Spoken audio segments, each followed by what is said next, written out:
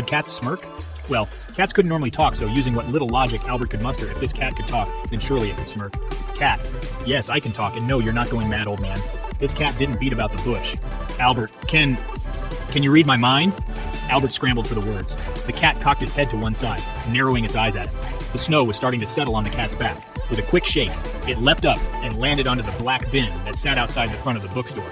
It trained its eyes back on Albert. Cat, have you met a talking cat before? Albert. Well, no. Cat, a dog? Albert. A what? The cat sighed. Cat, have you met a talking dog before? Albert. No, I don't think so. Cat, how about a mouse, a horse, or a rabbit? Albert. No. The cat sat on the bin. It wrapped its tail around its front paws. Its mismatching eyes never strayed from staring at Albert's face. Cat. Well, it stands to reason then you're surprised to be speaking to a cat then? Albert. Oh, well, yes, that's right, cat. Fantastic. Well, now we've got that out of the way. Perhaps we can get on with things. Albert. Get on with things. Cat. Yes. Albert. Me. Cat. Yes. Albert. With you? Cat. Yes. The cat's tail swished from around its feet and thumped dramatically behind it. Albert could tell this cat was getting annoyed. Cat. Now, old man, if you'd like to follow me the doors around the side of your bookshop. The cat leapt down from the bin and started to move over to the side of the bookshop where a small alley was. It used to be for getting to the back of the greengrocer's when next door used to be a greengrocer. Albert, hang on. Where are you going? The cat grinned. Cat, hard of hearing, old man. I said the door's at the side of the shop. Albert had just about all he could take from this bossy cat. Albert, firstly, stop calling me old man. Cat. Oh, and what should I call you then? Albert straightened himself up, immediately wincing at the sciatica in his lower back. The pain radiated down his leg. Albert. My name is Albert Schuber. Cat. Very well, when you've gained my respect, I will address you as Albert Schuber. That smirk was back. Cat.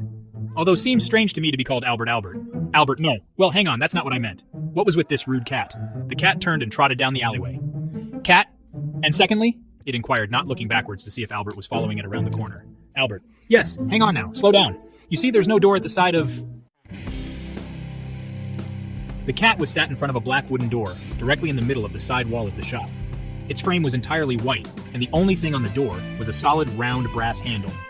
Cat, you were saying? Albert didn't reply. Taking off his glasses, he cleaned the water droplets off with the edge of his blue and white checkered shirt.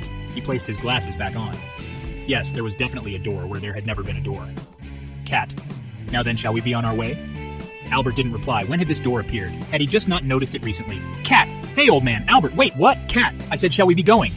The cat nodded its head towards the door. Albert, hang on a second. Cat. Albert, you haven't said why you want me to come with you? Well, I don't even know your name. Is it Mr. Cat or Miss Cat? As soon as he said Miss Cat, Albert felt foolish. It was definitely a male voice coming from the cat. Cat. You wouldn't be able to pronounce it. Cat will do fine for now. Albert.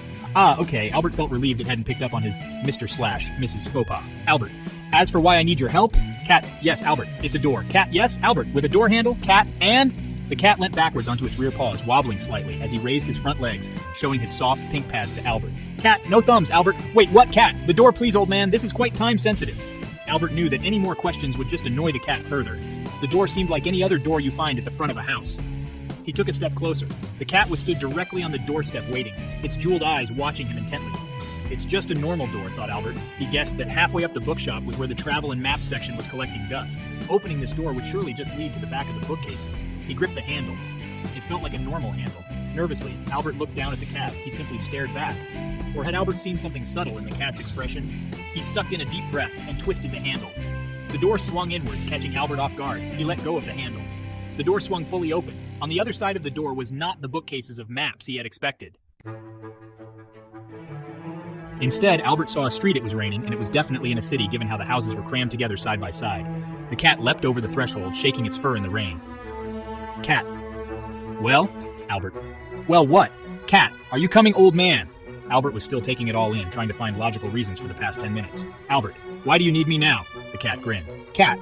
There might be more doors. With a swish of its tail, it turned left and bolted down the street. Albert. Hey, wait! Albert stepped through the door, into the rain. He looked behind him to make sure the door was staying open. But there was no door, just a solid wall with pink graffiti. Albert couldn't tell if it was meant to be a duck or a baseball cap. Albert. Oh, bloody hell.